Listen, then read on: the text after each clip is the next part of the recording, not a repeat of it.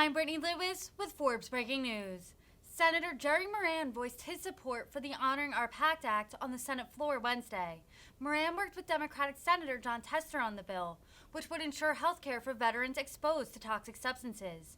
Moran stressed the importance of the legislation. He said, quote, "Way far too long, our nation's veterans have been living with chronic illnesses as a result of exposures during their time in uniform." Listen in for more from the Kansas lawmaker. Mr. President, thank you. I ask unanimous consent that I be allowed to speak. Let me first take us out of the quorum call. I ask unanimous consent the quorum call be lifted. Without objection. Thank you. Now I ask unanimous consent that I be allowed to speak up to 5 minutes, followed by the senator from Montana, Senator Tester, for up to 5 minutes prior to the scheduled roll call votes. Without objection. Mr. President, thank you for the opportunity to address the United States Senate and the American people. In a few moments, the Senate will vote on the Tester Moran Sergeant First Class Heath Robinson Honoring Our PACT Act.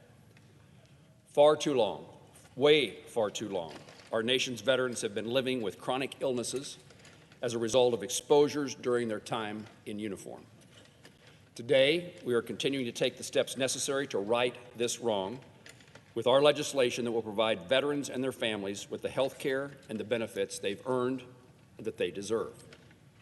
In March, Secretary McDonough testified before our committee, the Senate Committee on Veterans Affairs, and he stated that the House toxic exposure bill needed additional work before being brought to the full Senate for a vote. Because of the improvements we have made in the House bill, the VA Secretary yesterday told our committee that he can now, quote, certify this legislation will be implemented without negative operational impacts on existing disability claims for health care and for veterans.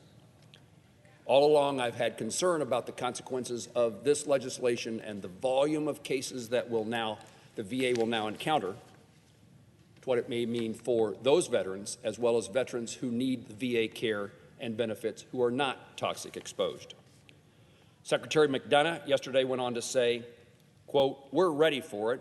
We've been preparing for this, and I think we can do this and do it well, and in all cases do it transparently."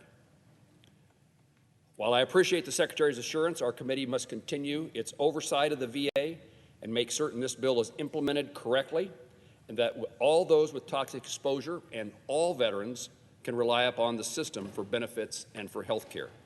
We still have our work cut out as a Congress, as a Senate, to make sure that the promises that are made in this bill are promises that are kept, and the promises that are made to other veterans are kept.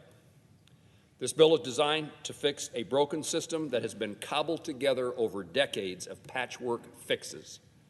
The Congress has been trying to solve these problems. The Department of Veterans Affairs has been trying to solve these problems. And finally, we bring together a solution that should make things significantly better for many.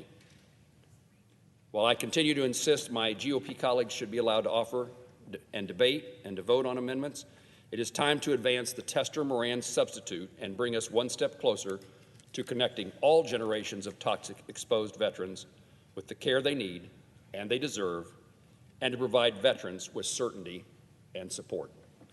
Mr. President, I yield the floor.